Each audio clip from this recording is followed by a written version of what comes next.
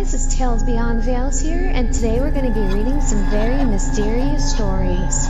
Sit back, relax, and enjoy the ride. The Vanishing Hour. It was exactly 2:07 a.m. when the town of Elmsworth fell silent. Not a typical silence, though. No, this was something far more natural. The constant hum of the street lights flickered off. The occasional passing car on the highway vanished, and when the wind seemed to stop, it was as if time itself had paused.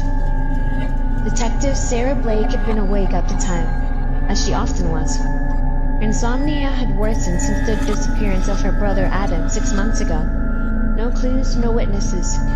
He had simply vanished into thin air. And that night, as she sat alone in her dimly lit apartment, the clock ticking endlessly, she felt it. A strange, bone-deep stillness. It wasn't the first time.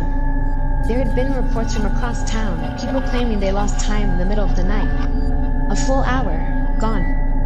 No one could remember what happened, and no one could explain it. It was as if the world just skipped ahead. These occurrences happened every so often, always at the same time. 2:07 a.m. People called it the Vanishing Hour. But no one had answers, not until Sarah began to investigate. On this particular night, as the eerie stillness pressed in, Sarah stood and glanced at her wall of evidence, the scattered photos, maps, and newspaper clippings that told the tangled story of the disappearances. Most of them were just like her brother, vanished during the vanishing hour, never to return. Her phone buzzed, breaking the silence. It was a text from an unknown number. Come to Elm Street, 2:07. Her heart raced. Elm Street, the place where Adam had been last seen. She grabbed her coat and gun, and within minutes she was out the door. Racing through the empty streets of Elmsworth, the silence seemed even thicker now, more oppressive. The town looked frozen, as though it was holding its breath. When she reached Elm Street, there was no one there. Just rows of dark houses and an eerie quiet. She checked her watch. 2:07. Suddenly, the streetlights flickered once, twice, and then blinked out entirely, plunging the street into darkness. Sarah's hands instinctively went to her gun as she scanned the area, her heart pounding in her chest. Out of the shadows, a figure emerged, a man, tall and gaunt, his face hidden beneath the hood. He moved slowly toward her, each step echoing in the unnatural stillness. "Who are you?" Sarah called out, her voice steady despite the adrenaline surging through her veins. "Did you send me that message?"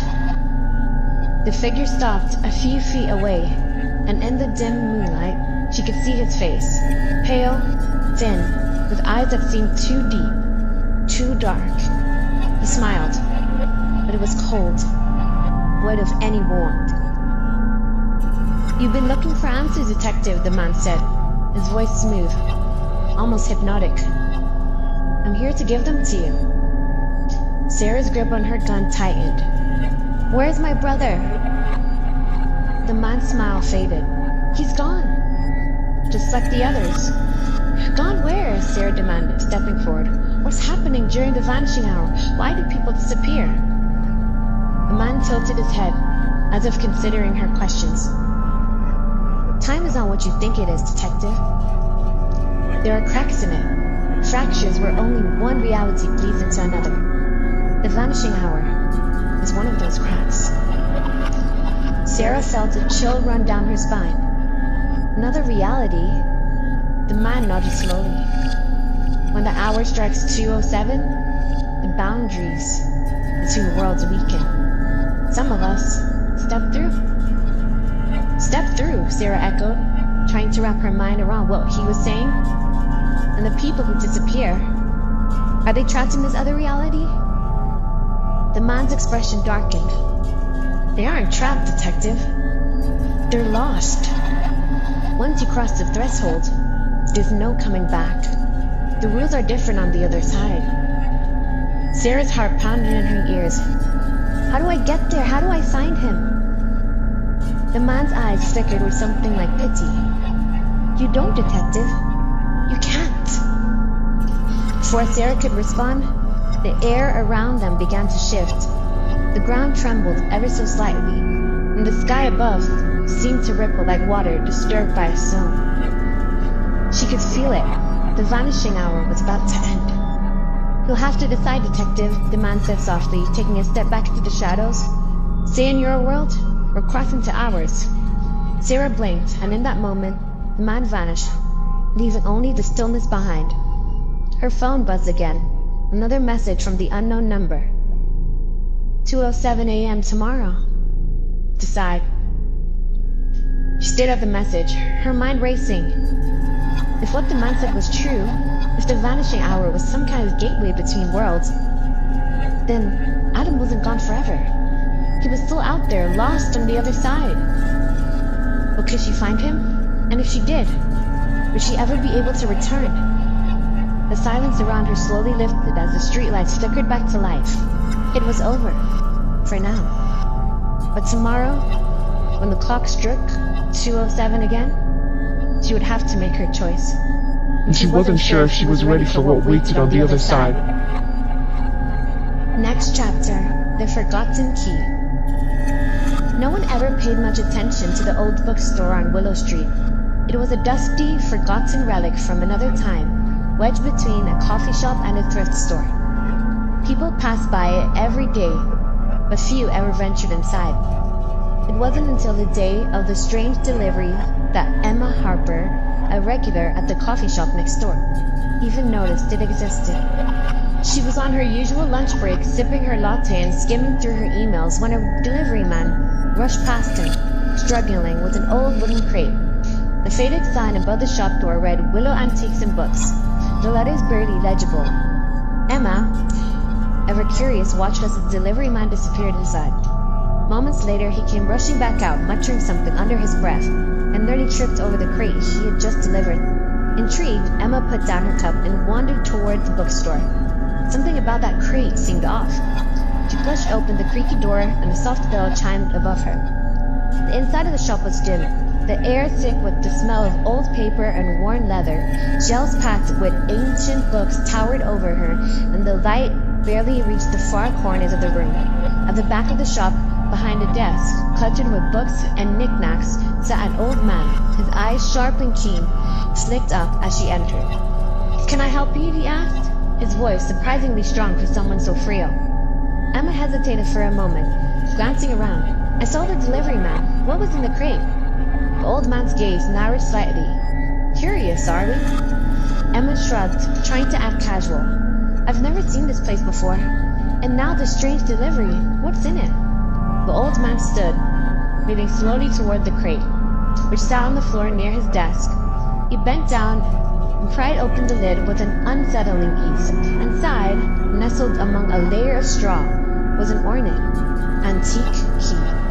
It gleamed in the faint light of the shop, its intricate carvings and age-worn surface catching Emma's eye. "This," the old man said, lifting the key with both hands, "is no ordinary key." Emma raised an eyebrow. "It's just a key. What's so special about it?" The old man's lips twitched into a slight smile. "This key," he began, "opens something very old and very forgotten.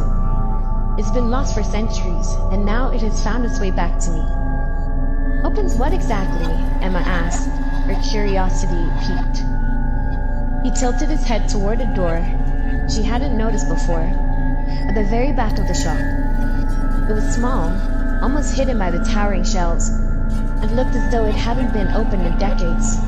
Dust and cobwebs covered its surface, but the lock, an ancient and elaborate mechanism, gleamed as if it had just been polished. "That door," he said softly, "leads to somewhere most people have long forgotten." Emma stepped closer, her eyes fixed on the door. "What's behind it?" The old man's smile faded, his expression turning somber. "It's not what's behind the door, Miss Harper. It's what you might find once you open it." She blinked, surprised that he knew her name. "How do you—" "I've been expecting you," he interrupted. his voice quiet but certain. You see, not just anyone can find this shop. Only those who need to. Emma frowned, stepping back slightly. I didn't need anything. I just happened to see exactly, he said, cutting her off again. You saw. Many pass by this place, but very few see it. You've been searching for something, whether you realize it or not. Emma felt a strange chill creep up her spine. The old man was right. She had been searching, ever since her little sister, Lily, disappeared 3 years ago without a trace. She'd been grasping at any hint, any clue that might explain what happened, but no one had answers. No one had seen her. Lily had vanished without a single lead, as if she had stepped out of this world entirely. Her voice barely above a whisper, Emma asked, "What does this have to do with my sister?" The old man's eyes softened. Sometimes the things we lose don't stay lost forever. Sometimes they wait, behind forgotten doors. Emma's heart pounded in her chest. Are you saying Lily is behind that door? The old man didn't answer. Instead, he extended the key towards her. It's cold metal, gleaming in the dim light. Only you can find out. Emma stared at the key, her hands trembling. Every instinct told her that this was insane. She should turn around and leave. Forget she had ever set foot in this strange place. But something deeper, a pull she couldn't explain, urged her forward. She took the key. With slow, hesitant steps, she crossed the room to the forgotten door. Her hands shook as she slid the key into the lock. The moment it clicked, a gust of cold air rushed past her, and the door creaked open with a sound that echoed in the stillness of the shop. Behind the door was not what she expected. A long, narrow hallway stretched into the darkness, its walls lined with ancient portraits, each face half familiar yet foreign. At the end of the hallway, a soft light flickered, just out of reach. Without a word, Emma stepped through the doorway. The air felt different here, thick, heavy, as if the weight of time itself pressed down on her. Her footsteps echoed as she moved down the hall, her eyes fixed on the distant light. When she reached the end, she found a single room, small and empty, save for a single object in the center, a mirror. And in the mirror, staring back at her, was her sister Lily. Emma's breath caught in her throat. "Lily," she whispered. But her sister didn't move. She stood in the reflection, her eyes wide and haunted, as if trapped in a world just beyond Emma's reach. Before Emma could speak again, the mirror began to ripple. The reflection of her sister started to fade, replaced by a vast dark forest, trees that stretched endlessly into the distance. Emma reached out to touch the glass, but her hand passed through the silver shimmering like water. "Come back," Emma whispered, but her voice sounded small, lost in the swirling mist beyond the mirror. The reflection was gone. The room around her began to fade, and soon Emma was standing in the bookstore again. The door behind her closed, the key felt warm in her hand. When she turned to the old man, he was gone. The bookstore was empty, silent once more. Emma stood there, her heart heavy. The key still clutched in her hand. She didn't know what she had just witnessed, but one thing was clear. The door had shown her a path, And she wasn't done searching. Thank you guys for watching my very mysterious video. Make sure you like, subscribe, comment down below, and share. Bye!